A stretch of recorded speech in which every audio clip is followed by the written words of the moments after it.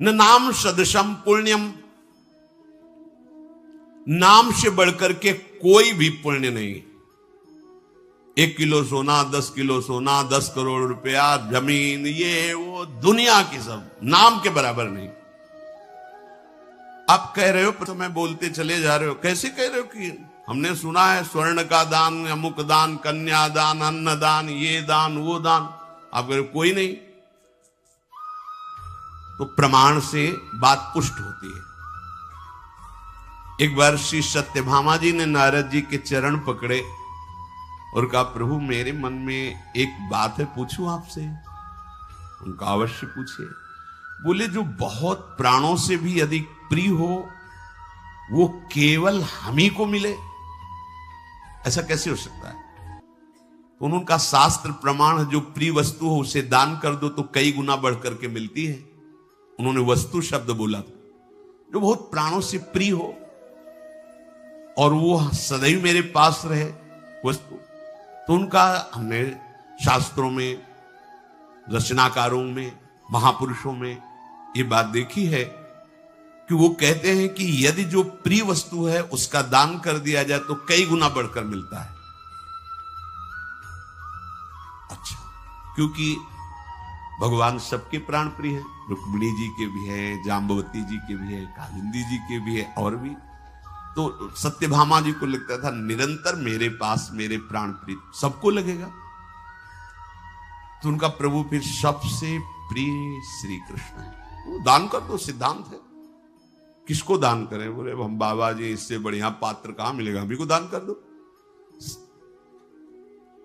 ठीक, बुलाए गए ब्राह्मण, संकल्प पढ़ा गया, हरि ओम समर्पयामि। सत्यभामा जी ने श्री कृष्णचंद्र जी कहा, नारद जी का बीणा उठाओ, चलो हमारे साथ। सत्यभामा जी ने कहा, आपने तो कहा था कि कई गुना बढ़कर आपके पास मिले। तो बोले, आगे फल मिलेगा, अब तो आपने हमें दान कर दिया। रोने लगी, प्रभु ऐसा, हम इन्हीं के लिए तो कह रहे हैं ना कि एक क्षण भी मैं इनसे विलग नहीं रह सकती, इनका वियोग नहीं सह सकती। चरणों में गिर गई। अच्छा, तो फिर तुम ऐसा करो, इनके बराबर कुछ दे दो तो इनको हम छोड़ देंगे, वो चीज ले लेंगे। इनके बराबर एक श्री कृष्ण, क्या इतना संपत्ति, एक श्री कृष्ण। अभी तराजू लाया, एक पल्ले में चढ़ाओ, जितनी संपत्ति कहोगे, द्वारिकाधीश की संपत्ति, वो पटरानिया है, कोई पूरा अधिकार है।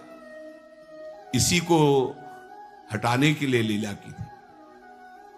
अब पूरा का पूरा सब, एक तरफ प्रभु, एक तरफ बड़ा तराजू करके स्वर्णाभूषण सब, रतन हीरा जवाहर। प्रभु की जो पटरानियां, उनके पास कोई कमी होगी? श्री कृष्ण का पल्ला तो नीचे ही जमा हुआ है, अभी उठा ही नहीं। अब होश उड़ गए कि अगर बराबर नहीं दे पाई तो नारद जी तो ले जाएंगे हमारे प्रभु को। रुक्मिणी जी के पास गई, चरणों को पकड़ा, बहन बड़ी गलती हो गई, हमने ऐसा ऐसा किया। अब बात तब बनेगी जब पलड़ा में समान वस्तु, तो आप भी अपने ये सब आभूषण, आपके भी प्रीतम है ना। अब बात आ रही कि आपके भी है ना, नहीं कह रही थी केवल मेरे ही रहे। ऐसे सब रानी पटरानी सबके चरण पकड़े। रुक्मिणी जी तब तक मौन नहीं, महालक्ष्मी का अवतार है, सब प्रयास कर मुस्कुराते हुए। अब जब देखा कि पढ़ने ही नहीं उठ रहा, रोने लगी। अब क्या होगा? रुक्मिणी जी ने कहा, आप चिंता मत करो, मुझे पता है किससे तौले जाएंगे। एक तुलसी दल लिया और लिखा कृष्ण, और हटाओ से अपने आप।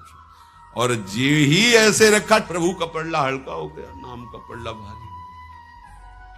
तुलसी दल लिया और नारद जी ने अपनी जिह्वा पे विराजमान किया, कृष्ण कृष्ण कृष्ण चल। महिमा, नाम के सदस्य नामी हल्का पड़ गया। उस दिन सुना था, एक तरफ नामी है, एक तरफ नाम जापक है। कैसी अद्भुत महिमा नाम जापक की।